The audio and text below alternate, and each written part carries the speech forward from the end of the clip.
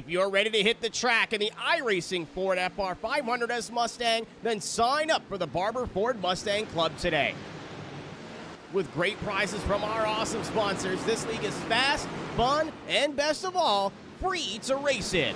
Take on 6 races of wheel-to-wheel action, all broadcasted live on Pit Stop TV. As a member, you will receive a $500 voucher to Barber Ford, plus entry into a raffle for a brand new Fanatec H-pattern shifter. Every point you earn on the track is 1 entry into the raffle, meaning you can race your way into a brand new Fanatec shifter drawn on December 15th.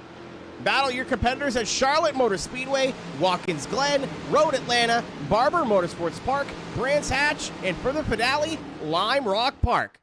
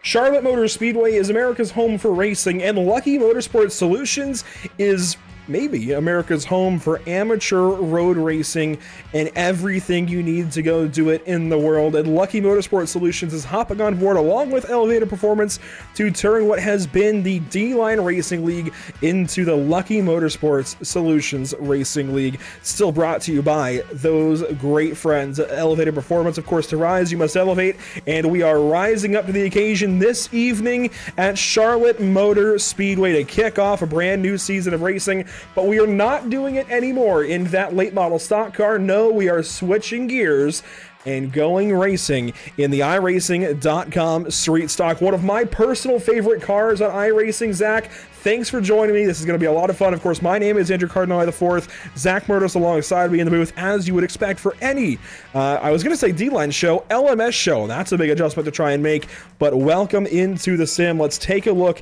at this track map and just kind of index where we are. Of course, Charlotte Motor Speedway. You saw the big guys, the NASCAR Cup and Xfinity Series on the Roval this past weekend.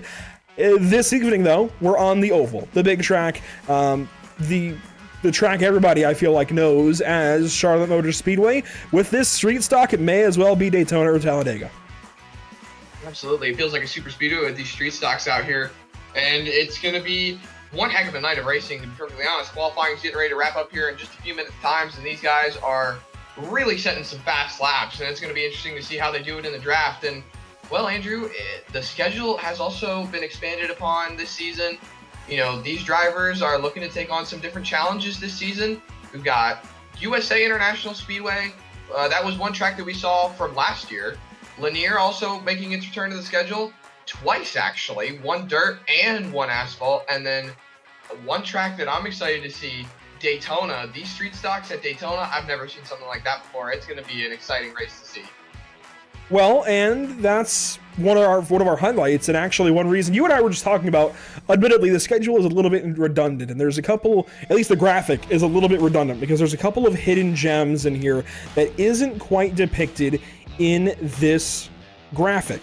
For the most part, we're going where you would expect based on the round names and what's displayed. Of course, Charlotte, Lakeland, Langley, those all make sense. Tsukuba, we're going to race on the 2000 Moto layout. So we'll get there. We'll talk about it when we need to. Oxford Plains Speedway is Oxford Plains Speedway. Iowa Linear Dirt, that all makes sense. Linear makes sense on December 19th. But then, our first race of 2024, when we go to Texas Motor Speedway, it will be on the old layout, and not just the old layout of Texas, but on the infield road course, which is a tight little road course. It's a ton of fun. These particular guys have done it in trophy trucks in the past, and it's a bunch of fun. I've done it with these guys. Love that course. It's gonna be a lot of fun in this street stock. Then Five Flags would be as you expect. It's a short oval, half mile. Then we go road racing one more time at Daytona International Speedway on the road course. However, Zach, think back to what I just said about Texas. It's not on the full road course. It's on that infield road course that is just a couple of horseshoes, the kink, and the bend in between. It's one of the coolest things that I think we're going to do all season long. And then we go out to Wilkesboro, Martinsville, Myrtle Beach, then Southern National for a pretty straightforward 4-round run to the end. So we get all that fun out in the winter, and then when we get into February, it's just a month of straight short track racing for these guys to sort out their championship. I think it's a really cool schedule, a lot of great variety. You've got a dirt race, you've got 3 road races with street stocks, which is more than enough, I think, for these guys for sure. I wouldn't mind a 4th, but it's more than enough. It's just a really, really cool schedule. I'm excited that I was able to work with David Levine directly to build this schedule. I really feel like this is one of the coolest schedules you will ever find in sim racing, and I'm excited to begin things this evening. Now that I've gone on and on about a schedule I helped build, let's get down to what matters. We've got cars on track and getting ready to go racing this evening. Let's talk about our starting grid. On pole from qualifying this evening at Charlotte Motor Speedway, how about car 59, David Levine, leading us to the green. Jordan Miller will start from the 2nd spot. Starting 3rd at Spiro Poulos. Scott Myers from 4th. Brandon Marshall will complete your top 5 just to the inside of Timothy George. And to round out the top half of the field here, Zachary Shucker, the other Zach in this case, will start from 7th. Yeah, unfortunately, the better Zach is in the booth tonight, but that's a little debate we had pre-race that nobody else knows about. It's a little inside joke. But hey, we're moving forward. Tyler Langenberg in 8th, Jack Gunset and Joseph Tackett rounding out 9th and 10th position. That is 10 cars to round out your 13-car field. And then we've got Kevin O'Hara, Michael Melvin in 11th and 12th. And then your final car, the only car to not take a qualifying lap tonight, Addison Cook, who had a little bit of connection problem. But Andrew, that's 13 cars rounding out the field tonight. They're rolling through turn number 4, and we're getting ready to come to that green flag. That we are. Let's quickly take a look at our weather conditions this evening. It's a pretty calm day, 78 degrees, 79 on the track, overcast skies as we get ready to go racing from Charlotte Motor Speedway. Excited to do it here from Charlotte. This is going to be a lot of fun. We'll talk about some race details once we go green, waiting on the signal to get started. And there we go. Green flag. It's going to take these guys a second to get up to speed, but we are racing in race 1 of the Lucky Motorsports Solutions Street Stocks.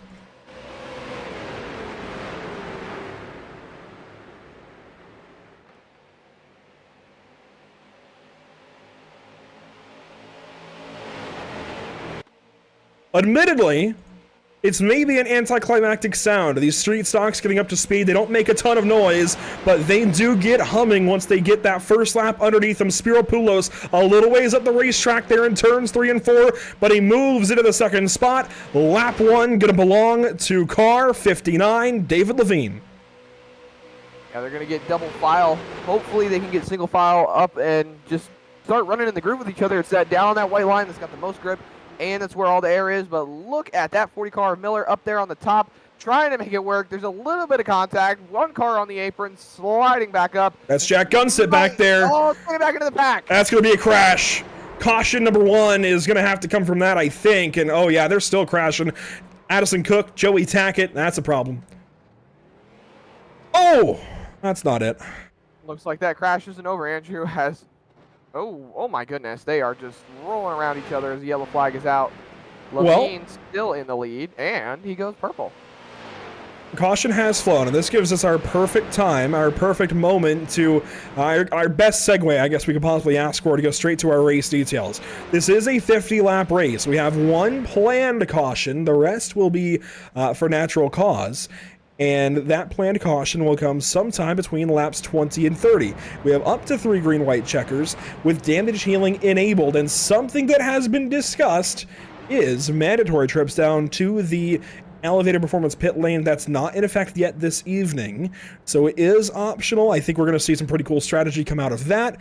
But for these guys who just got into it in crash number 1 on the evening, thankfully, they will have their cars repaired because we have that damage healing enabled coming back over from last season with the late model stock cars. That said, let's take a look back and see what just happened under this, or to bring out this yellow, I suppose. That's not quite it. Give me just one moment. Here we go. We'll start from here and we'll just watch along. It's going to be the backstretch the next time around with Jack Gunsit in the 73. And, you know, he had problems in turns 1 and 2, so this actually isn't a bad thing to start out kind of early with this replay. Yeah, you can see them running side by side back here. They almost went 3 wide right there on the front straightaway. And then here we go, going into turn 1. You see Gunsit. Oh, he tapped the wall going into turn 1. And then a little loose, and it just kind of went around on him right there. Cold tires. He came back up the racetrack, got free again as Kevin O'Hara was getting loose. Joey Tackett, an innocent bystander. And excuse me, that was Tyler Langenberg that hit the wall there in the 91 going into turn 1, and there is the 3. You can see just spinning around trying to get it back on the track, and you know, these street stocks are a lot to handle. They're the rookie car. They're what you start out in when you first get on the sim, and they can be very loose these first few laps that they're trying to get the tires warmed up, and it's very visible right here. Yeah, when you take the air off the nose of this car, it gets pretty upset in dirty air, and Tackett, blindsided there by Gunsit, just trying to hang on, comes down, gets a piece of Addison Cook, crashes there to turn number 3. Thankfully, these guys, again, their cars repair themselves, and we're about to go back green flag racing in 1 more lap's time. There's a lot to talk about with this series. Of course, Lucky Motorsports Solution runs a really cool program in amateur, I guess Pro-Am, we'll say Pro-Am road racing, because some of their drivers, some of their team members, David Levine, Michael Melvin, they've done that pro racing thing. They've been there, done that, and they can help prepare your car to go racing in, well, Lucky Dog Racing Series, Lucky Dog Racing League rather, Champ Car Endurance Series events, anything like that.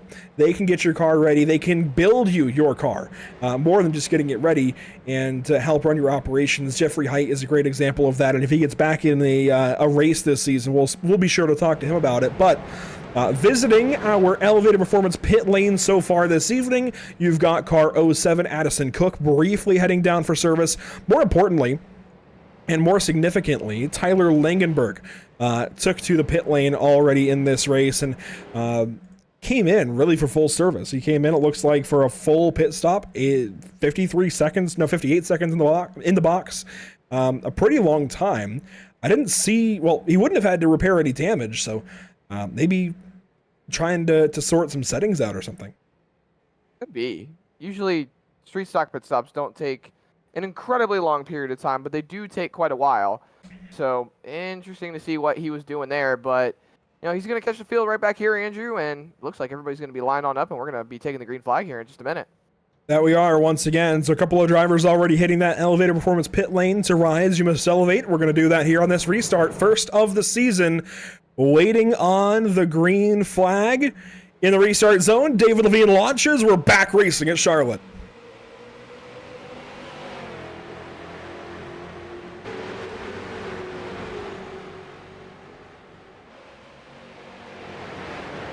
And again, kind of underwhelming on this big track when they first get back to full power. It takes a moment for these guys to spool these motors up and climb up to terminal velocity, Zach. But there's a lot to take away from these first few moments under green flag. You can see where these guys are putting their alliances or where they're just trying to get in line. And this is 100% a drafting kind of race for these guys, but they're moving around a lot. This setup is not as in the track as you might expect. Yeah, you saw Jordan Miller on the start there just get a little bit of a bad restart, and it caused him to get a little stuck on the outside as Spiro Poulos is really loose going down into turn 1, trying to get there to the back bumper of David Levine. I think that's going to open the door here for Jordan Miller to fall in line. But a lot of these guys are still trying to make the top line work. It's still very apparent. It's like a super speedway, like we've been saying before. These guys can get tandem up and they can get moving. And, well, it seems like it's working as Jordan Miller is trying to make that outside line work. But David Levine is still stuck right there on that white and blue line, trying to hold on to that lead. And it looks like these guys are really going for it. Running on the apron on corner exit, and we're 3 wide on the front stretch. Yeah, Tim George popping out. Never really got officially 3 wide, but may as well have been with how far out he was. Got back in line behind the 40 in front of the 36 of Michael Melvin, and it looks like Tim is softly considering the high line. He's not really committing to go up there, but he's also not staying perfectly in behind Jordan Miller. I'm not sure if that's a tactic to keep the motor cool or what's going on there. But regardless, he's up there. And even Melvin, that time in 3 and 4, really got out there. And that's a tough part about running like this in this car at this track. Very aerotight as Kevin O'Hara nearly loses the car through the quad oval. These cars really lose a lot of turn very quickly when they get in the draft like this going into the corners. Yes, it feels like Daytona. You can keep it just about wide open, but think back to like 2008 version of Daytona. Think back to maybe 2000 with NASCAR Cup cars or so when they were still having to lift and deal with aero tight, aero loose, and all of the characteristics that came with that bumpy track. That's the closest I can kind of relate it to. These guys are moving around. They have to jump out of the throttle and really manage themselves, their car, and their tires. Absolutely, and it seems like the packs are already breaking up. We've got the top 9. You could throw a blanket under them right now, and then you go about another, I want to say a second and a half back to Langenberg, who's leading Tackett, Cook, and Gunset as these cars are dancing all over the place, Andrew. It looks like nobody's really safe where they are. Everyone's just trying to find out where their car can be better at the moment and then quickly jump back into something else because they think it's better there. There's almost a little bit of contact there. Levine up the racetrack a little bit. Miller trying to hang on to it as Poulos is just hanging tough right there. You've got 3 cars on the top, 5 on the bottom. These guys are all over the place. Yeah, and what's tough to realize is Tim George catches the fence. Melvin won't let him back in, and Tim's going to have to throttle back. Spiro Poulos, aero tight into 1 and 2, nearly gets the 40. What's tough to get your mind around sometimes when you're in this race, in a race like this, pushing is not really the answer. You don't want to just lay the bumper to somebody. That's not really going to help with this car at this track. And really, even if you took these cars to Talladega or Michigan or a bigger track like that, pushing still is not really the answer. It's more so trying to just keep energy moving and actually set up for corner exit, because at this point, you're going to have to lift at least a little bit. Even if you just modulate the throttle through the corner, when you lift is going to make a huge difference. So if you can time that just right to have maximum speed on corner exit, that is going to make the difference. And also, you want to start opening up the wheel, maybe move up the racetrack a little bit if you're that top line, and try to save your right front tire. That, I think, will be the difference in who wins this race and who doesn't if we get down to a green flag run to the end. Absolutely, and you can see just how much these guys are really trying to go for it at the moment. It also speaks that there might be a little bit of patience going on throughout the field as Scott Myers feels purple right there, sitting in the 8th position, and he is running, I believe, on the bottom of the racetrack. He is. Yep, Scott Myers on board right here, 4th in the line on the bottom, as these guys are still all over the place up in the front. Levine's still hanging on to the bottom. You've got Shucker right there in 4th position up on the top, you'll say. And really, I think it's going to boil down to just trying to get to this caution. Who wants to be in the lead when the caution comes out? Myers gets really loose. Left side tires on the apron. That's one thing you do not want to do in this street stock. There's a lot of technique to winning races like this, and Kevin O'Hara absolutely clobbers the outside wall back on the racetrack here, trying to hang on to it, and he does. He's going to fall back to this group of Addison Cook, Joey Tackett, Tyler Langenberg, and Jack Gunset. So make that a 5-car group back here, but that was a scary moment for sure, as now our lead group has some more fun. David Levine, slow out of 2 that time, pushes up in 3 and 4. Spiropoulos trying to manage in the back end. Levine going to get loose. What a save. Caution. Caution's out. Addison Not Cook, it looks sure. like, has crashed in the back. Oh my goodness. There's car I 07. think Levine was still in front when that caution came out, but we'll have to wait and see on that one. It looks like Jordan Miller got him. I think David had fallen back for sure, at least by 1 spot. So close. Yeah, Jordan had him through 3 and 4 pretty well. But let's go back and see what happened here to Addison Cook down in turns 3 and 4. Of course, he had that blinking, gets caught there by Joey Tackett. And I think that was purely a result of the connection there, unfortunately, for Addison Cook. I mean, he lives out in the boonies. He said it before. It's really difficult to get a solid connection for racing when you live out in the sticks like he does, and that's pretty apparent there. Yeah, you can see him running right there on the bottom. He's got a solid line, and he's moving pretty good. You see O'Hara, who had just dropped back. Comes up a little bit, and then the blinking comes in, and well, that's where the magic happened. Yeah, I'd actually be willing to take some of the blame off of the internet connection there, because Cook was reacting to Kevin O'Hara in that moment. But hey, we've got to take her to the pit lane for sure. Yeah, but we do have a take her to the pit lane, the Elevated Performance pit lane, making a comeback this season. Zach Shucker taking tires. This is actually a pretty big deal. Those right sides are going to come in handy. You did talk about a mandatory pit stop. Maybe drivers are not restricted on it, and they're just taking their stops when they need to. So that's more of a brainchild, if you will, between myself and David. Something we talked about today, potentially throwing in that mandatory pit stop. I don't believe it's been in effect this evening. But what that would be, if he did put that mandate in, is more so you just have to come in at some point. It doesn't matter when. You just need to take tires. You have to come in at some point in the race, and that's going to be more interesting, I feel like, at short tracks across the schedule, even those road courses. When do you take those tires? How do you play it? Do you take them as early or as late as you can? I mean, do you throw them in the middle? Where do you throw them in the middle? That kind of thing. Here, it's more so those right sides are really going to help, but I think everybody should, regardless of any mandatory stop, everybody should probably come in and get at least right sides, because it's going to help you a bunch. Absolutely, those right sides help a lot when it comes to the car rotating. That right front, your drive-off tire, it really helps that front end grip, and that right rear tire helps a lot with your rear end grip. It's pretty much the grippiest tire you'll have, and we see Addison Cook taking down to the pit lane right here, and it looks like he's going to bring it in, maybe take some service. I don't quite know. I think he missed his box. He went straight through. Yep, he missed his box. He's going straight through. And he'll head back out. It does look like, at least for the time being, Zach Shucker will have our Elevated Performance pit stop of the race, considering we saw him take 4 tires and get back on the racetrack. It's hard to say that he took full fuel. These cars don't burn much fuel. So that's a little hard for us to say, but we'll at least say, as far as 4 tires, a full stop, that Zachary Shucker crew was pretty on it right there. 22.3 seconds in the pit lane. Meanwhile, we're doubled back up, ready to go racing.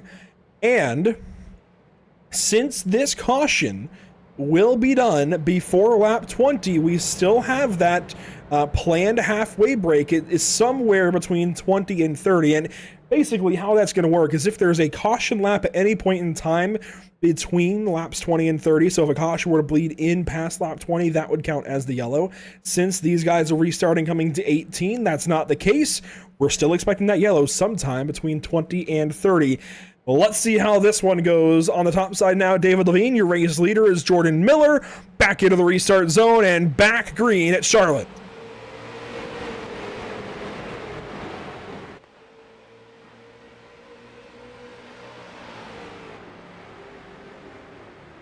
You know, Zach, usually we stay quiet the first lap off of a start or restart.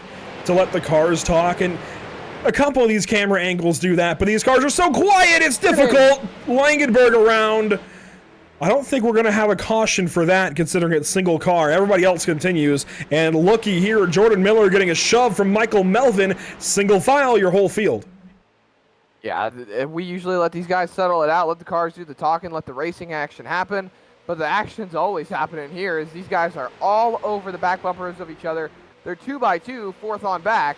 But you've got Levine in third, trying to hunt down these leaders. Timothy George moving to the front with Tackett directly behind him. A little push up the racetrack, and Spiro Poulos goes a little wide.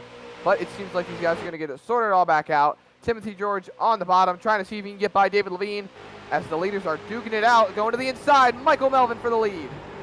Big move there from the 36 car. Miller goes up the racetrack, and here comes Tim George now. A surge up into the top three, and he has got some draft from that 36.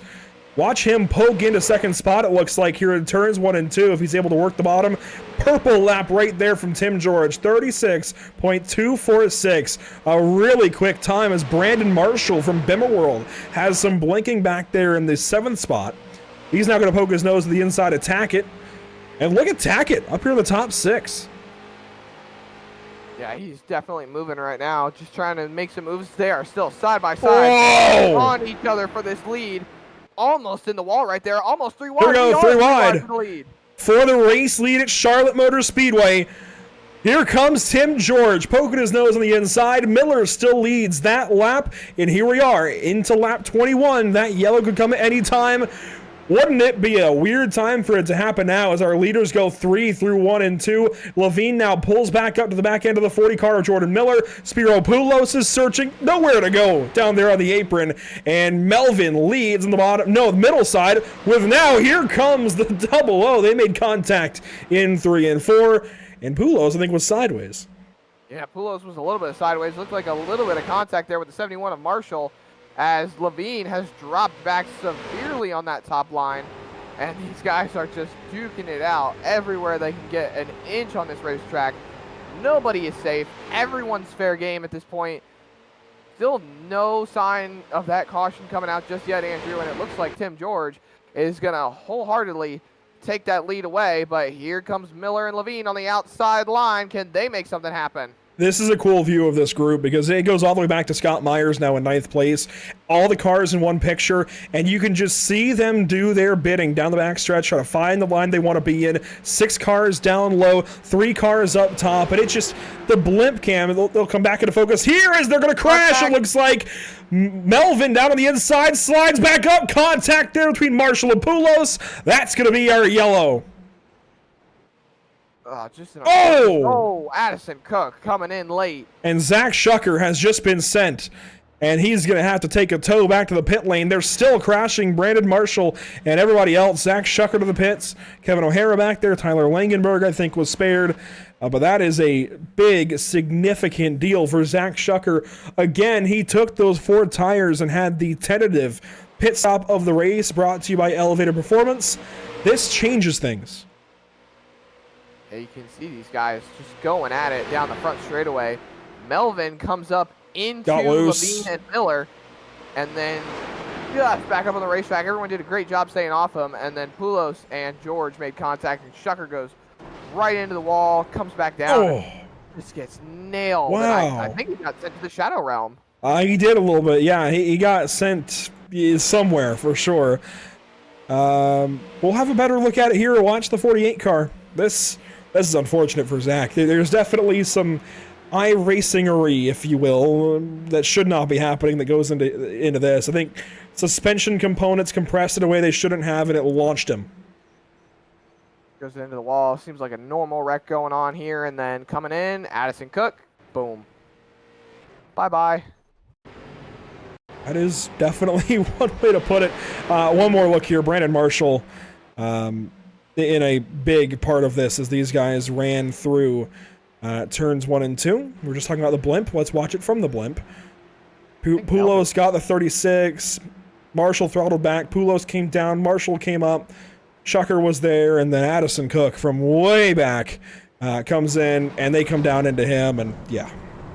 I feel like he just didn't expect for them to come down, and He was trying to go low to make sure he could avoid that wreck. I mean, that's what happens when it comes to bank tracks like this. They're self-cleaning as Levine is on the pit lane. See if he can take that fastest pit stop of the race. 18, 19, 20, 21. Not going to get it tonight. But not everybody, half the field coming in for tires, and Levine should get that race out over Jack Gunsett. A lot of cars pitting under this yellow. Langenberg was one of them. O'Hara another. Gunsett actually, it looks like, might take the spot over Levine unless he yields it after this pit access lane. Gunsett, though, that's going to take the cake for the new fastest pit stop. It is 21.92, 4 tires on that number 73 car. Actually, check that. Kevin O'Hara, 20.92 seconds. I do believe, and you know what? We can review the tape, Zach. That is the beauty of TV. We can go back and check the receipts here for Kevin O'Hara. I do believe it is a 4-tire stop. Watch for that car to go up in the air on the left side. And wait for it. Slowly it goes up. 4 tires on that number 29 car. So Kevin O'Hara definitely elevated, and he was able to rise up on that jack and take the fastest pit stop award as Scott Myers is down in the pit lane now. See if he can take that award away from... And this caution may get extended slightly to get Shucker back in the race because Zach really should not have been sent out to space like that. He's now 3 laps down. I don't know that they're going to get him all those laps back right now, but I would not be surprised to see the race get held up at least to get him back in the race. And then a subsequent yellow would suffice, I think, to get him his laps back. Scott Myers up on all 4s. Let's see if he gets a faster pit stop. No, he will not. O'Hara, I'm not sure how he got 20.9 seconds, but props to him. Perfect entry into the box. Yeah. Myers goes back out, and pace car lights are still on. So yeah, I think these guys are trying to get Shucker at least back in the race. If I had to guess, they're just going to get him back on the track. And if we get another yellow, he'll be able to get... And you know what? They might give him one of his laps back because that would make it a lot easier under a subsequent yellow. As Zach has been sent back onto the racetrack. And actually, he's now displayed as 2 laps down.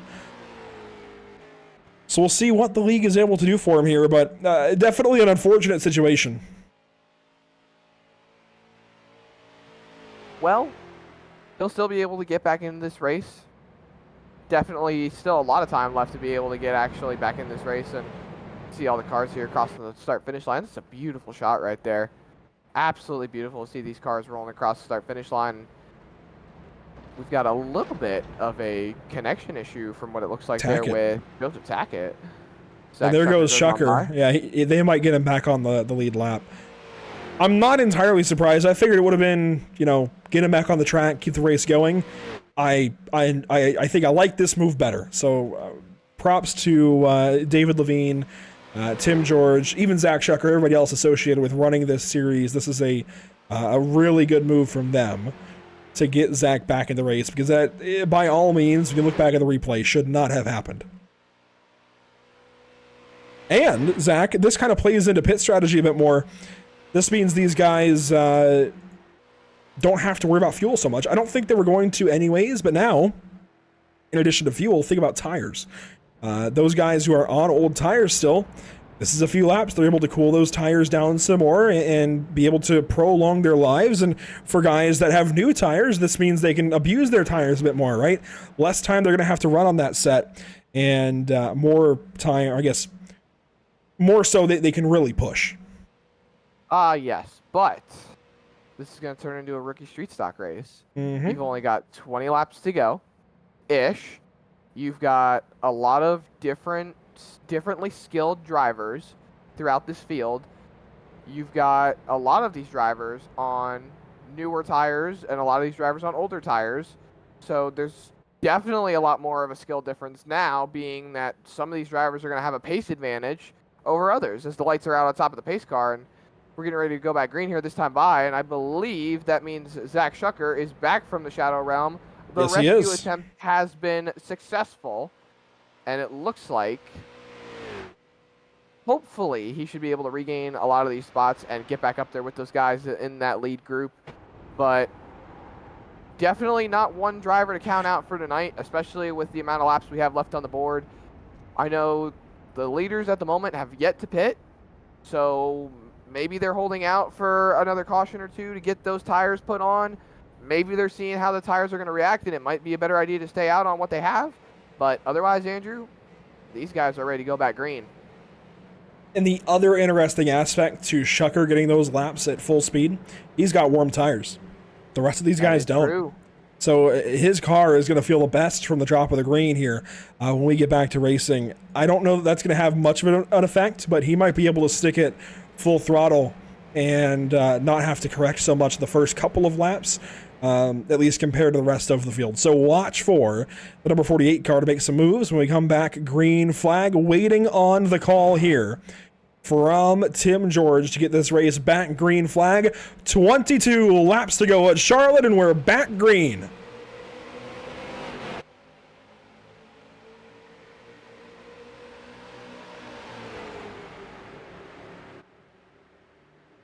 A shove there from Michael Melvin, getting the 00 going. And again, these starts, the engines take a while to really sound good and get up to full song. But once they get there, these guys really get some momentum going. The first half of the lap, 3/4 of the lap even, it's kind of just planning moves. Then suddenly out of turn 4, it's making moves. Oh, contact there at the racetrack. Melvin got into him. Glad they hung on to that, but we've got crashing. Kevin O'Hara backwards, cautions back out. My goodness. That is not how those cars should be looking. That is not the direction they should be going. And something has gone awry, which this might be kind of a mulligan opportunity where these leaders who have held out the top 5 anyways, George, Melvin, Miller, Poulos, and Tackett, they might be able to come in and get tires here and kind of match what those guys did on the previous yellow. They're still, I mean, they're going to end up having better tires now, if anything, by at least a little bit, but let's see what happens. Gunsit up the racetrack, got into Levine, but really it was Kevin O'Hara into Tyler Langenberg. Riding the wall at that point. Oh, Scott Myers, just an innocent victim there.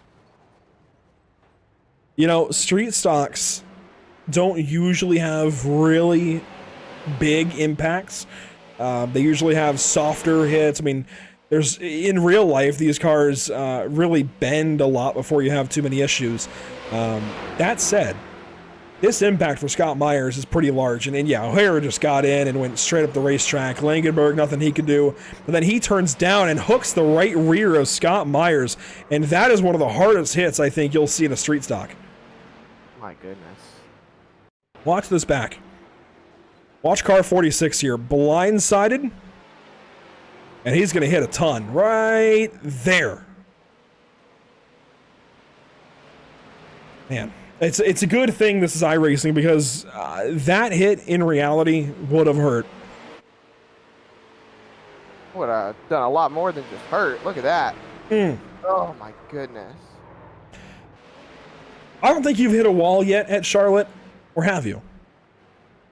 Well, I haven't hit the wall, but I have spun out, so... Well, no, actually, no, I have hit a wall. I have hit a wall at Charlotte Motor Speedway. It's not exactly the best thing in the world. Bent a rim, but, you know, we're fine. But it was nothing like that. Nothing like that. I have been hit, though, by another car, and I will say I was sore the next day. Fair enough. Thankfully, like I said, this is iRacing.com. Scott Myers will not be feeling that hit in the morning, and hey, look at this, we're back racing this time around, as that has been a quickie yellow, no pit stops that time through, and we're going to get back to racing. Kevin O'Hara still has the fastest 4-tire pit stop into the restart zone. Tim George inside, Michael Melvin outside, and the top 5 have a great restart.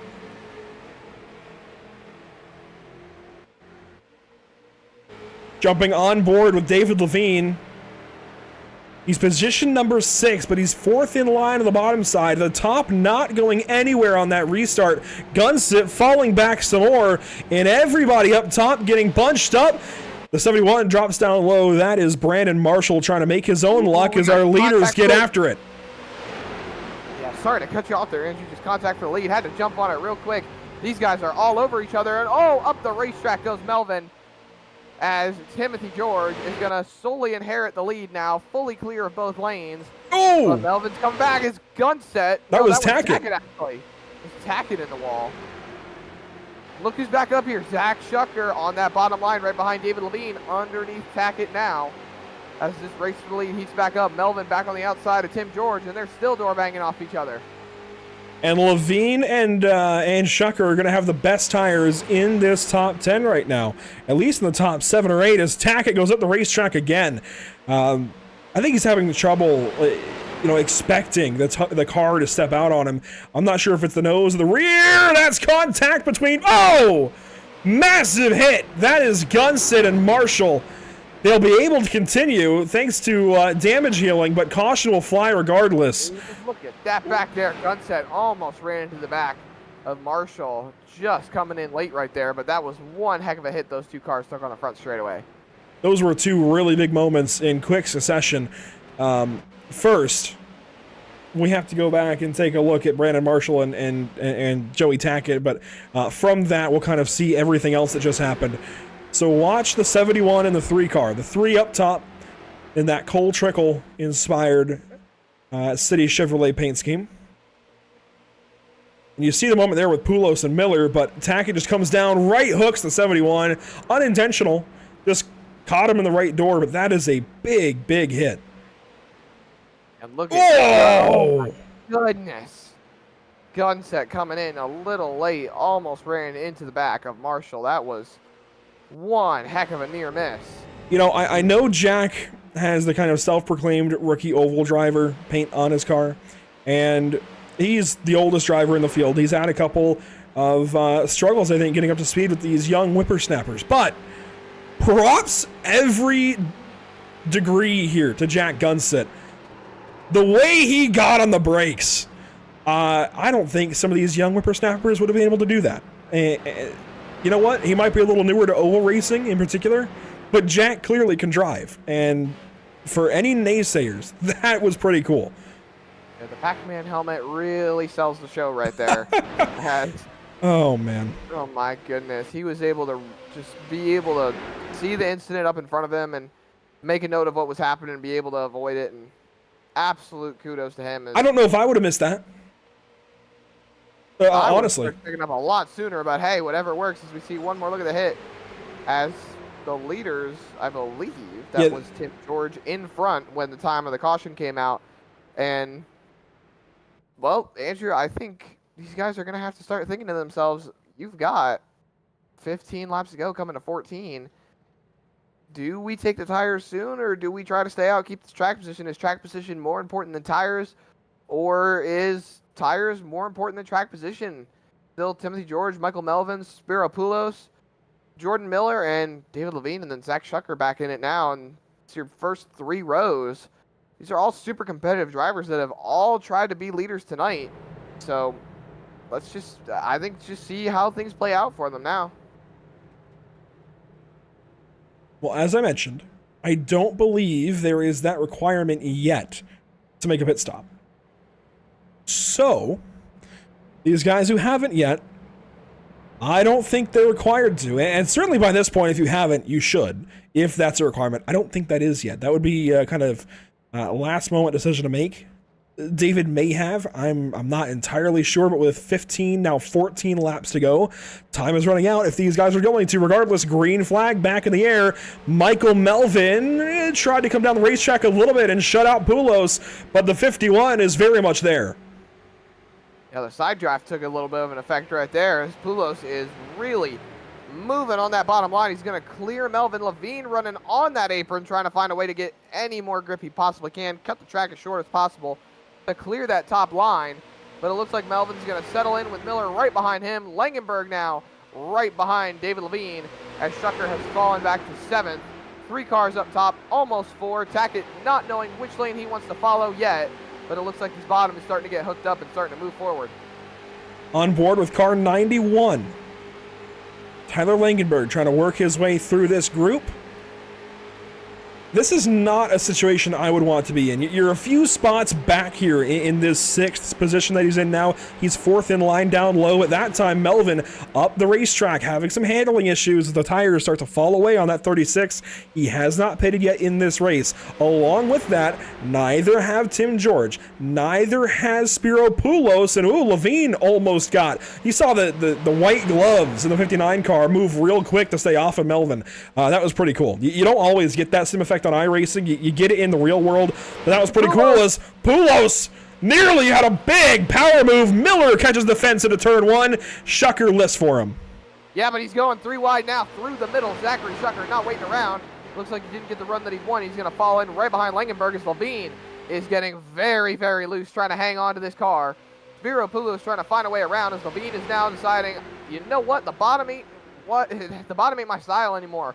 I'm going up to the top, following Michael Melvin. They're going to get a bit of a run here, but Poulos still trying to find a way around. We didn't see a lot of Poulos last season, running about mid-pack, but here he is, fighting for everything he's got, moving to the outside, trying to see if he can take that lead away, but Melvin pulls the old switchback and goes to the bottom. I feel like these tires have a life cycle, right? The first few laps, they're pretty loose. They get really free, trying to come up to temperature. They get kind of slimy, maybe. Then they come into their own for a little bit. Then they get slimy again. They get kind of greasy before they finally just kind of push. They wear through the good rubber and get to where they just push up the racetrack.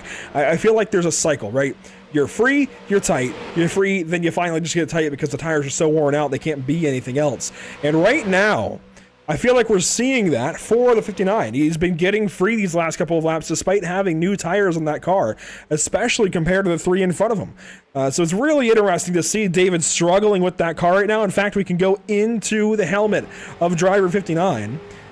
And the gloves don't look so bright like this, do they? But you can still see the gloves moving around. And watch specifically here in 3 and 4. He's having to make some corrections. He's fighting the car ever so slightly. Just a little bit. Those tiny little corrections to make sure that car stays straight as they are now. 9 laps to go into this race. Spiro Poulos still holding on to the outside there. You can see the nose of his car right up there on the top in front of David Levine, just out the windshield. Whoa! Contact there with Melvin, though. They're 3 wide with looking like Miller through the middle. And this is really turning this race topsy-turvy. They're still making contact. Langenberg trying to see if he can take advantage of that as well. Oh, Poulos! He gets loose. Barely had room to get in behind there, and now Zach Shucker trying to save it. He does not. No, he doesn't. Big hit. In the wall. That is going to bring out the yellow. Maybe. They may not throw it. That's single car for now. Oh, that's going to be it. David Levine crashing. That'll do it for sure. Caution. Langenberg, Marshall, up in the fence. Oh, just gets a big bounce coming off the wall. And that is going to be a caution that flips this race on its head now. Yeah. You hear the contact between Miller and what I think that was Poulos. Yes, that was. And then Shucker. Oh. Tacky got into him. And he just got really loose. Yeah, he put a bunch of wheel into it to try and save it from the wall. And I think maybe it would have been better off kind of getting the wall and getting back down the track. I mean, it's hard to say. It really is. I think he was destined to have a crash regardless when he got hit. That's the thing you were talking about there, Andrew.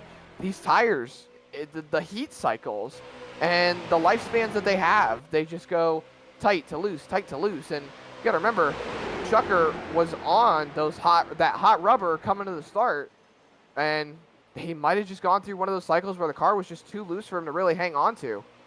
Well, he got hit. I think the way he got hit, he was destined to crash in some way. It's hard to say. Regardless, this is what really gets us. Levine gets hooked by Poulos there in 1 and 2, and it just sets off this massive chain reaction. Langenberg, Marshall, and a couple of others getting some contact there, but especially the 91. I mean, that was a pretty big impact. Yeah, that was a big, long wall ride on that front nose. If this were any other race where we didn't have that damage healing, that would be his night over and done with. See, riding on board here with Tyler Langenberg, right behind David Levine when it all happened. Poulos came down just a little bit, just a hair, and hooked Levine the right way right there. Levine's going around. Langenberg nowhere to go, just drives through, gets run over, and then boom, just along for the ride. And then a little bit of a bump right there. Marshall driving underneath him just a tad, but Langenberg still able to hang on to it, and hopefully he'll still be able to contend for a good finishing position in tonight's race. And this will set up another quick yellow. Don't want to waste too many laps here within 10 to go. That means these guys who are on old tires clearly have made their bed, and they are lying in it. I mean, Tim George, Michael Melvin, Jordan Miller, Spiro Poulos still on their starting tires, as well as Joey Tackett. The concerning part of that is Joey Tackett has fallen back into 7th, and he's been kind of up and down in this midfield. It's going to be tough with 45 lap old tires to move forward. It's easier, I feel like, to defend.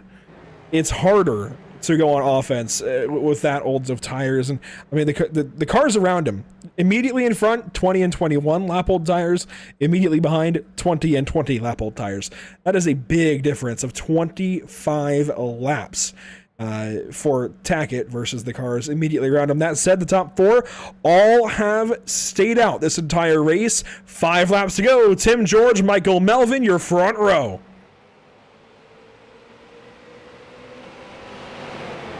And Melvin gets down to that bottom lane that he's wanted on these restarts, working with the double aught and creating a pretty powerful line of cars who take over the race lead. Single file, 3 deep, and now Spiro Poulos is trying to find a way down there. Can't do it. Here comes Langenberg. Yeah, Miller just made a huge jump to the outside right there. He's side by side there with Michael Melvin. Don't think he's going to be able to get the run, though, as Langenberg now sitting 3rd in line on the bottom, trying to see if he can find a way to move up to the front, as Poulos and Miller trying to make it work on the top side. Levine trying to make a comeback on the charge on the top. Marshall right behind him. We got 4 laps to go, Andrew, and this race has still got a long way before it's over.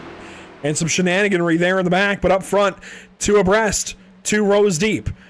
George inside, Miller outside, then it's Melvin and Poulos, the pushers in this group right now, and Langenberg is kind of playing spoiler, or might he, as, man, Poulos shot out wide into 3. He might have been trying to get an arc as Tackett slides up in 3 and 4. I would be a little wary of that, a lot. He's been throwing into the corner and just kind of sliding up in center. If I'm Levine, I want to get by that 3 car as quickly as possible, or move down low! Poulos catches Melvin, and it's going to be a big crash into 1. Oh, Levine in the wall, Melvin spinning. Poulos, oh my goodness. It's the same incident we saw verbatim that happened when Poulos hooked Levine. And now, this is going to set this race up for a green-white checkered finish. Here's the replay. Melvin on the bottom, Poulos on the top, right behind Miller. Comes down. Oh, and then that wasn't the best look, but you'll be able to see everything else that happens in the quarter. Melvin, Tackett, Levine involved. 100%. You called it already. Spiro Poulos, he's done it a couple of times now. I called him kind of shooting up the racetrack into turn 3. The previous yellow, he came down into turn 1 and a right hooked Levine. This time, he comes down the racetrack. I think this will be the best view, and hooks the 36 of Melvin up the track. And in fairness, these guys raced on short ovals last season. There are not many short ovals in this world where you have a quad oval. I think Goodyear All-American Speedway might be the only one I can think of. And actually now it's New River All-American Speedway and a Marquis. Don't come after me. That is the only track I can think of as far as a short track that has that kind of front stretch, at least that is now active. I mean, Myrtle Beach kind of does. So this isn't something that Spiro has encountered much in this circumstance, certainly not at this kind of speed. But that is definitely something that has become somewhat of a pattern these last couple of yellows, and something that I think he's going to want to take note of and try and develop from, because that has caused 2 really, really big accidents. Absolutely, and it looks like he's going to tag the tail for this restart. I think it doesn't look like he went to pit road, but still he has not. Hitting towards the rear of the field. But Andrew, this sets us up for a green-white checker. These guys have been all over the place. We've got 1 car on pit road. That is Melvin. Yeah, he's the one driver under this caution who's taken to the pit lane, and he's coming in for 4. The problem with that, lap 1 for him is going to be sketchy. I think he's banking on a couple of other green-white checkers, quite frankly. Put as much heat in the tires as you possibly can. Yeah. This outlap. do everything that you know humanly possible to put heat in those tires, get them up to temp, get them where they need to be, because these cars are rolling down the backstretch, getting ready to come through 3 and 4, and I think we are going green this time by. Yeah, that's going to be an interesting restart for Michael Melvin. I think he might have forgotten recency bias, right? He's had all these restarts with older tires, and he's been a little tighter on these restarts. Now he's kind of forgetting about how loose those tires are going to be when we go back green. But 13 cars, of course, still in this race. We've got a few blinkers. It's not quite Christmas season, but hey, you see lights out on porches sometimes for Halloween, orange lights, and Yep. maybe a little bit of that for the 3 and 07. But hey, we're coming to the restart zone. Green, white, checkered number 1 underway for the Lucky Motorsports Solutions Street Stocks at Charlotte. Miller, slow. I think he might have missed the shift. He definitely looks like he's missing a shift. They are all going around him. Levine up to 3rd now. Langenberg to 2nd. Those two are working together just a little bit. They might be able to take on Tim George here as we roar down the back straightaway, as long as we can make it all the way around. Brandon Marshall, no! Massive, massive turn 3 accident. Brandon Marshall, I don't know what just happened. He just turned left. I think he might have thought he was clear behind Levine. I don't know. Was that the commentator's curse right there? Was that it? Possibly. Unfolding? Here's the onboard. I said it. So he goes high, and I think he got the car free. Yeah, it looked like a snap of oversteer when he made the move up to the outside. Yeah, when he chucked the car high and brought it back, he for sure just chucked weight on the right rear, and it just kept coming around. I think that's something that people take for granted. You know, these cars feel stable in a straight line, and then suddenly you get down into the corner, or even if you just throw the weight around a little bit, there's so much body roll. If you load up one of the corners of this car, I mean, it really moves around. Wow. Man, that's a big hit. Yeah, a lot of these guys who were up there that had a lot of speed to end this race out, and now they've got to restart towards the back from this caution. Hopefully, these guys will be able to find a way to move forward. Michael Melvin, though, was able to make it through all the way to the bottom. Almost overtook Spiro Poulos right there, but the caution is out. And that brings Melvin up to it looks like 9th position, as Addison Cook is having trouble being scored. With his blinking, it's throwing things off just a little bit. That said, we're going back racing, Zach. Pace car lights have been extinguished. 13 cars still in it. Do you have any bets? I mean, are you willing to make any bets at this point? We've seen this race now be extended by 5 laps. I wouldn't rule out one more. Well, I'm a little dehydrated, so I'm hoping that these guys can finish it out in the next row. I can't exactly go all the way down to my kitchen, grab water, come all the way back. Well, you know, I left work at 8 o'clock today, and I made sure, as I was leaving, to grab a Body Armor Sport Water, not sponsored, Body Armor Sport Water on my way out. And I get it because of how tall it is. So I'm not getting multiple waters. It is a large bottle. I don't know if you've ever seen them in the store. I knew I would need some water for this. I've seen them quite frequently at the racetrack, especially at Charlotte Motor Speedway, where these guys are at right now. And Andrew, it's time for green, white, checkered attempt number 2.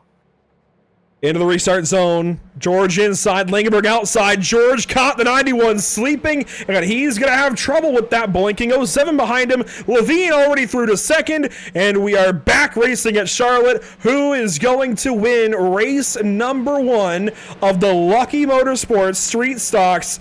It's all coming down to this.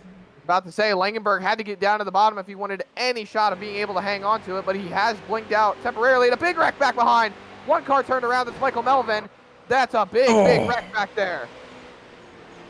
And if this brings out the yellow, this will be the final green, white, checkered that we get. Right there. Yep, caution's out. My goodness. Levine has pushed himself up in to the 2nd place position. He gave Tim George a heck of a start right there. But here's another thing. Zach Shucker, after wrecking, is now back up to 4th. Question is, Zach, I haven't been in many of these situations where we have races go all the way to 3 green-white checkers. I haven't been in one in a while.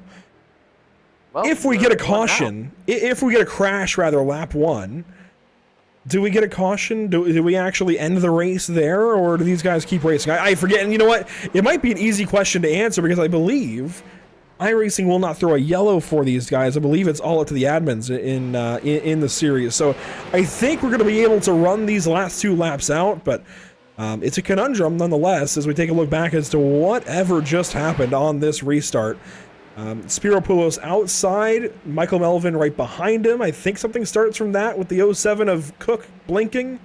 Yeah, just Cook blinking on the top, and I think Poulos was just trying to see if he could find a way around, and Michael Melvin just didn't really anticipate that happening. And, well, a little bit of a synchronized spin between Kevin O'Hara and Michael Melvin there.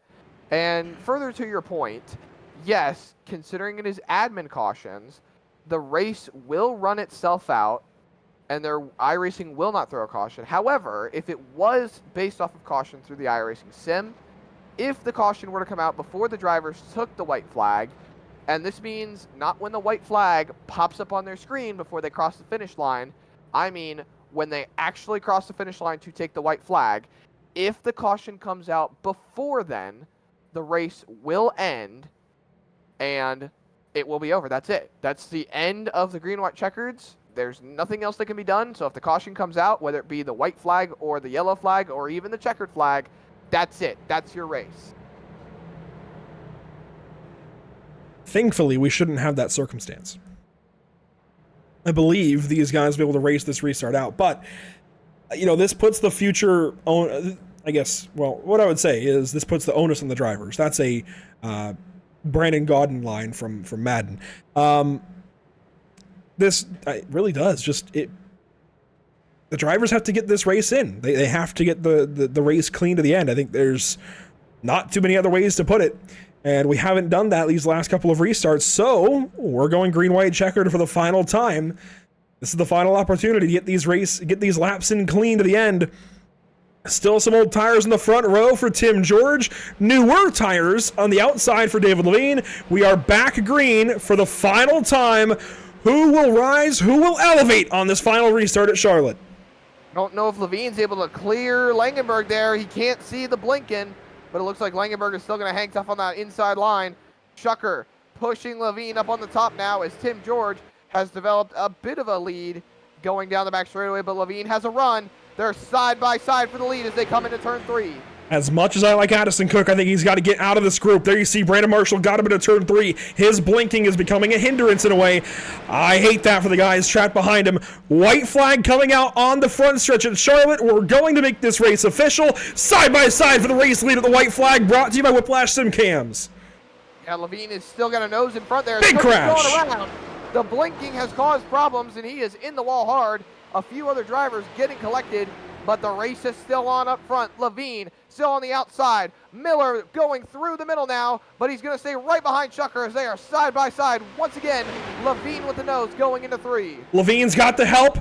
Oh, Tim George came up. He's going to run him up the racetrack. Contact there. There's Schucker. Here comes Langenberg. Here comes Levine, the run to the line. In the middle, it's Tim George with the win. And they're wrecking across the line. George, Levine. Levine got Langenberg by 5/1000ths of a second for that second place position. My goodness, what a way to start the season out. Well, there's a question that I'm going to ask you, Zach. Prepare yourself. Have you ever? No, I never. Not 3 wide like that. Not Tim George taking Levine to the attic, pushing him up the racetrack there in that last corner, last-ditch effort, and oh, did it work. I mean, that's getting creative. I never would have thought to drive David up the track like that. Watch this. I don't know if he actually, I think he took wheel out of the car. We'll watch it back from his onboard here in a second. He just drove him up the racetrack and took the help away. 3 wide, right across the line. Langenberg blinking out for just a second there. And wow, what a finish. That was cool. Watch the last lap here on board from Tim George's perspective. Watch the steering wheel. There you see Levine on the outside. He's getting all this help, and you can see in the mirror that 91 keeps disappearing. Tyler Langenberg keeps going back and forth, whether he's in this realm, in this universe or not, right? Connection not quite holding up on that last lap. Into turn 3. There goes David Levine on the outside. Tim George, does he take wheel out of the car? No, he just got tight. That's not even creative. He just got tight. He tried to keep going down the racetrack. As they say, better to be lucky than to be good. Wow. And then across the line, everybody kind of, everything goes out. I would have thought that Tim George took a little bit of a play out of Josh Berry's book. You know, run these drivers up the racetrack just a little bit and then cut back down, make them take a bit of a longer line, and then you cut down, take the shorter line, which is kind of what he did. Maybe not intentionally, but it still worked out a little bit in his favor. Wow, Michael Melvin with a hard hit to the pit road wall, and there is your finish right there at the line. You mentioned Melvin. Wow. Let's take a look back at the replay for the 36 car. He's right behind all of this, racing side by side with Tackett. Great view of all the festivities coming to the line. Unfortunately, he ends up finishing 12th. And really, it's actually 13th, as he hasn't quite finished the race. There's been a scoring error with Addison Cook that we'll get to in a moment. Oh my goodness. Wow. That's a hit. That is definitely a hit. That car is beached right there in the pit road. He got stuck in the wall. Wow. Yeah, he's stuck. Or he's just not moving. Yeah, he might not have actually gotten stuck. It looked like he got stuck. One more view. This is from Shucker on board. Just take a look at this. I mean, he's the one that was pushing Levine until this moment. He cuts the wheel down, trying to find something. Almost out of. If he could have got between Tim and David there and made it 4 wide, that would have been the only other way. I feel like that would have been any better to the start-finish line. What a great way to kick things off. Absolutely. An amazing way to start this season. These drivers putting on one heck of a show, running all the 3 green and white checkers out. I feel like they did it on purpose, just because they were able to make it back to the white flag and then a wreck after the white. But, hey, what are you going to do? These drivers definitely just trying to do what they can to win this race, and they definitely did a great job tonight, Andrew. That they did. Tim George comes home with the race win. A look at your unofficial race results. Tim led 35 laps out of 58 that were completed. And here you actually, well, I guess the issue really is going to come with Michael Melvin. He did not finish the race. There was a scoring error the last 20 laps or so because Addison Cook was actually displayed the checkered, weirdly, at least in timing and scoring, before the rest of these drivers. His blinking kind of invalidated a lap somewhere, and it made it just not right the rest of the race. But you see how close they were up front. Tim George, David Levine, Tyler Langenberg, and Zach Shucker within a tenth of each other at the line. 4 100ths of a second separating the top 2. Then Levine gets Langenberg by 5 1,000ths of a second, as you mentioned, Zach. And Shucker was not far behind. Tackett there in 5th. Everybody else kind of follows. Insane way to end the race. Absolutely. Spiro Poulos 11th and Jordan Miller in the 12th position after being involved in that spin right there on the front straightaway coming to the checker. And then Michael Melvin, the only driver not to finish the race tonight, finishing 1 lap down after getting caught in that spin. I think he just decided to end his race right there in the pit lane, and that's what's going to cause your scoring error, which is he didn't take the checkered flag, so he wasn't scored that entire last lap, which in turn made him get scored 1 full lap down. But Andrew, that is, to put it kindly, an absolutely interesting way to end tonight. I really expected these guys to go all out, especially with the super speedway style package that these cars bring to Charlotte Motor Speedway, and you know, they did not disappoint tonight. It was absolutely stellar to watch these guys race, and I hopefully, like I did last season, will get to run at least maybe 1 or 2 races with them. Well, first, we've got to talk to our race 1 winner, Tim George, who, Tim, you controlled a lot of the race, but did you see yourself controlling the last 3 green-white checkers like that in that kind of fashion, especially once David had the better tires on the outside? Absolutely not. for that final restart with David on the outside, I thought that was going to be the end of it, and David was gonna be able to pull something out of his bag of tricks and get out in front of me. Well, he was in front of you until turn 3. And at first, it really looked like you took wheel out of the car and kind of drifted up, but it wasn't the case. I mean, we saw you crank more wheel into it to try and turn left and keep the bottom side and beat the 5.9 to the line. What happened there? Yeah, I got a little bump from Tyler going into the final corner there, and just went in a little bit hotter than I had been all race and got a little bit of a push. And as soon as I touched David, the cars just wanted to push out to the outside wall, and I kept cranking the wheel into it to try to get off of him so we didn't wreck each other coming to the line. And I don't exactly know what happened after that. I think we were 3 wide, not quite sure.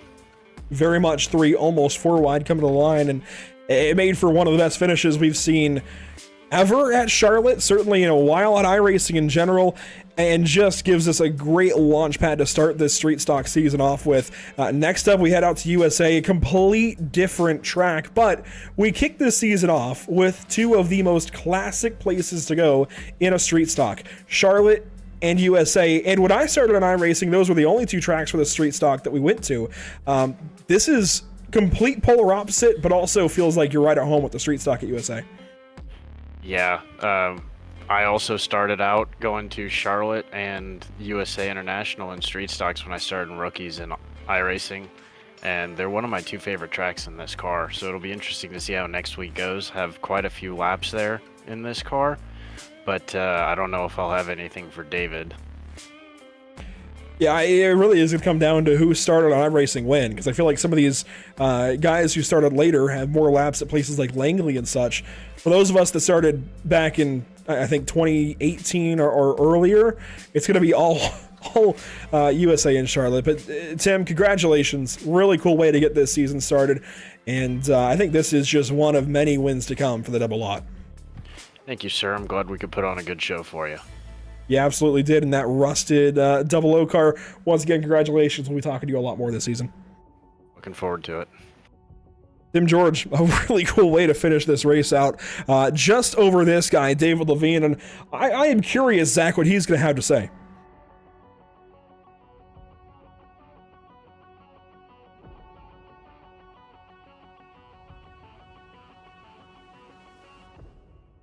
Disappeared. Apparently, Zach Burtis has disappeared. That was my throw over to him. Hello? Is he back? Hello. I think the microphone is working now. Okay, there we go.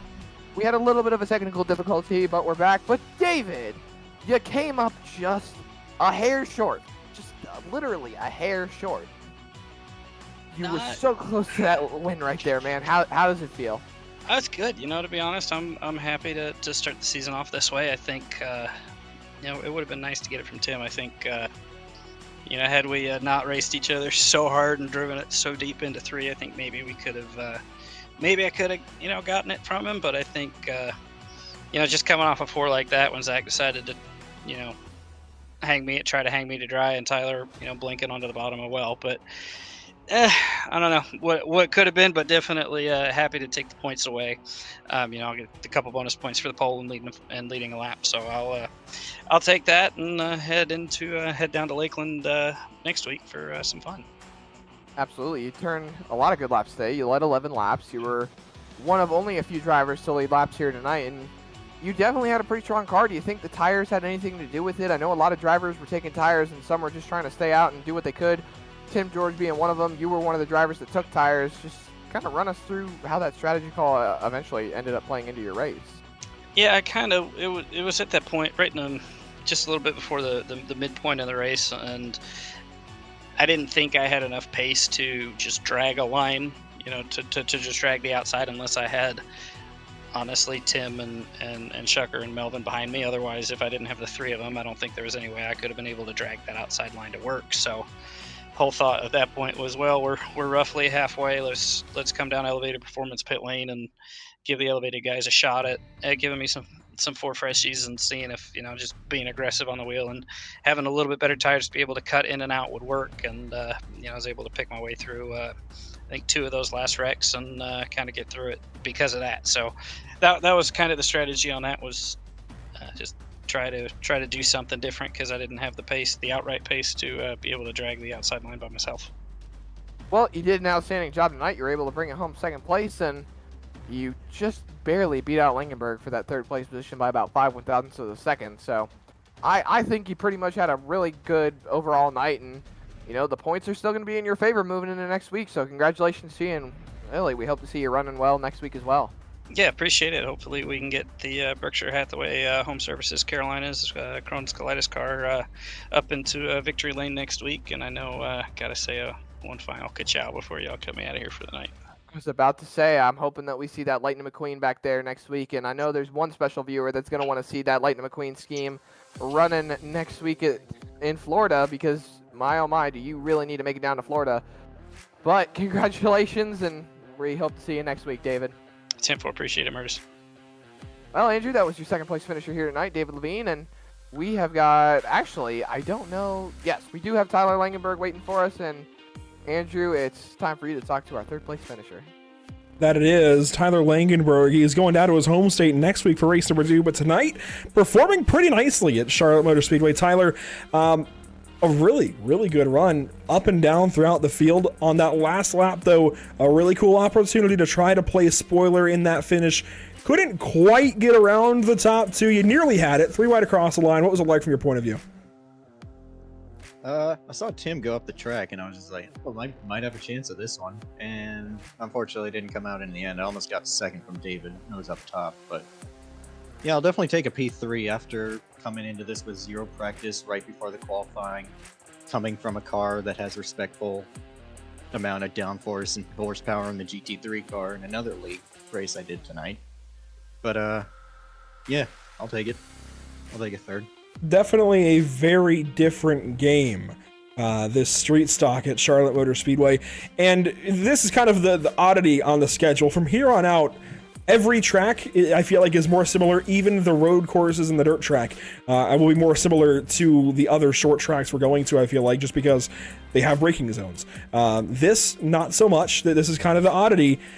Do you feel like there's anything, though, you could have done differently that last lap? Or is it really just kind of, well, you kind of accept that you're trapped back there, not a whole lot you could do, just hope something works?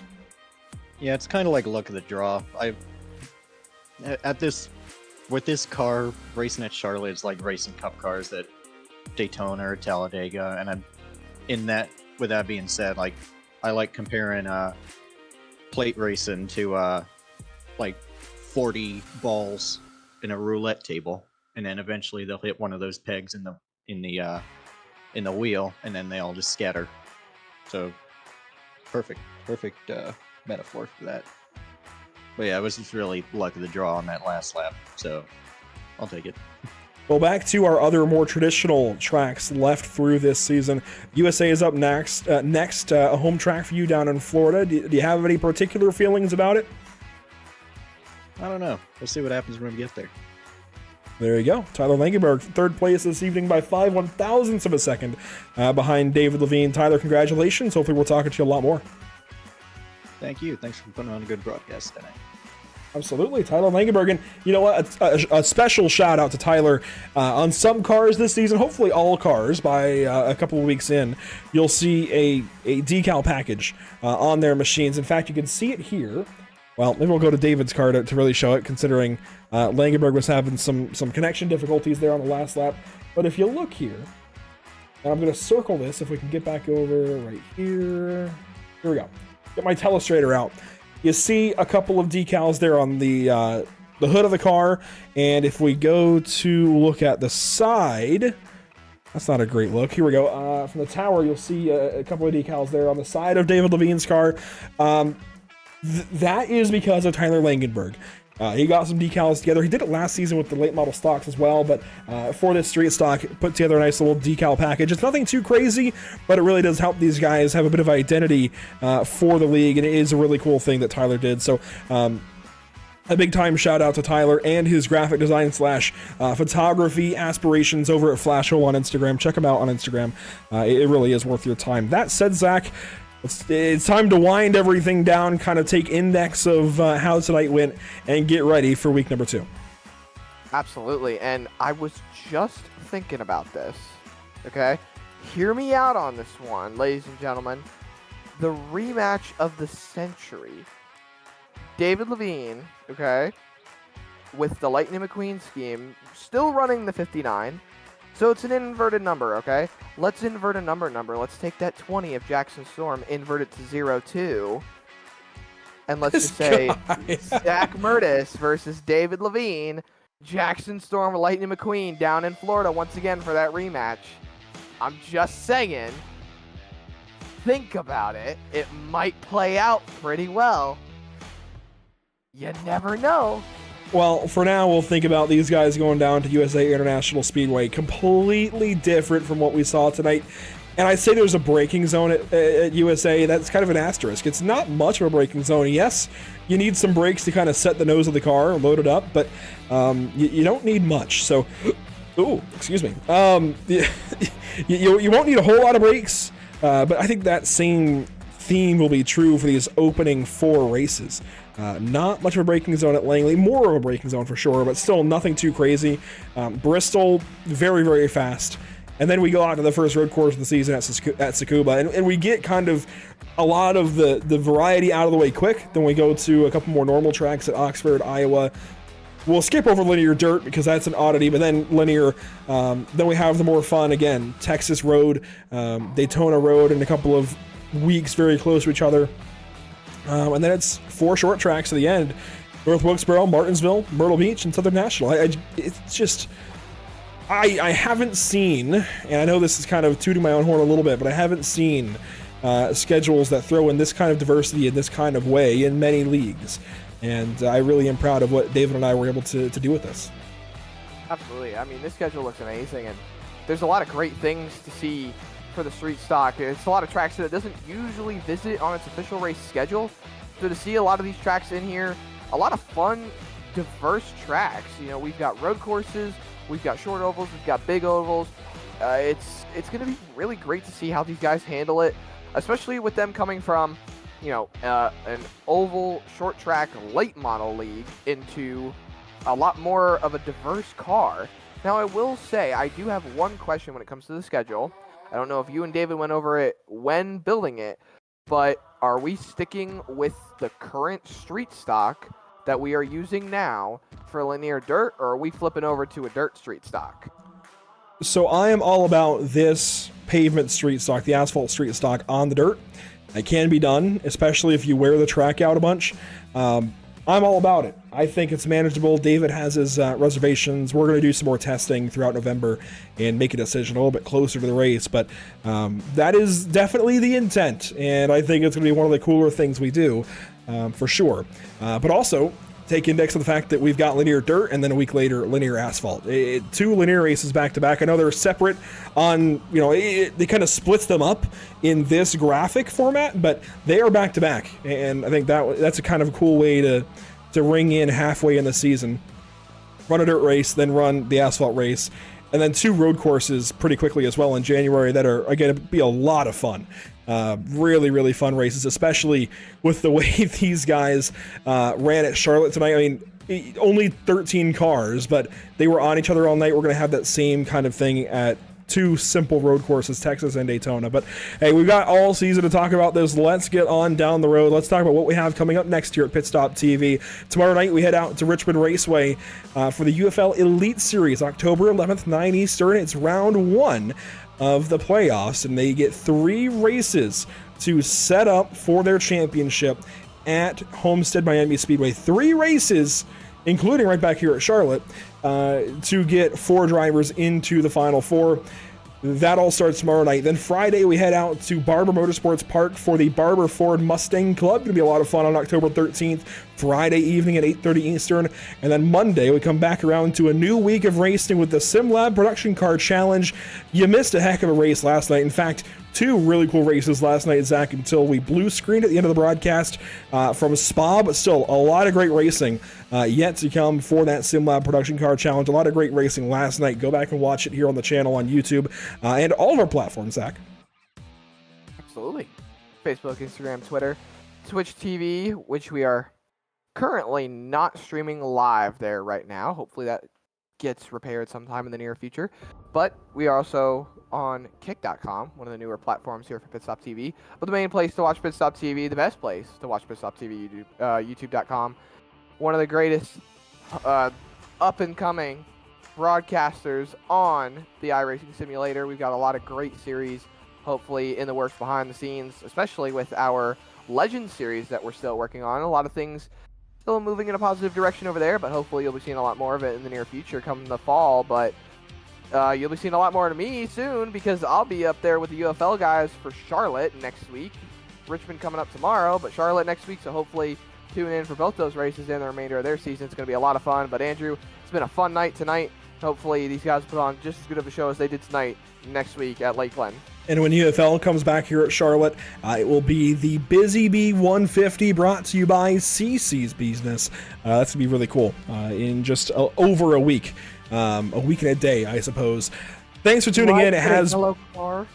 It will be a yellow car for sure. We've got a lot of fun stuff coming up here at Pit Stop TV. Clearly, Zach is excited about it. There we go. You should be as well. A big shout out to our partners over at Elevated Performance. Pat Cole and his team do a great job. And in fact, one of the cars they work for, I guess there's two cars they work on that come to mind immediately. Sam Hunt Racing, the 24 and 26 in the Xfinity Series. And here soon, we should have a video to show every broadcast for these LMS guys of one of their pit stops from the Charlotte Roval this past week. I got a cool kind of preview of one of those videos.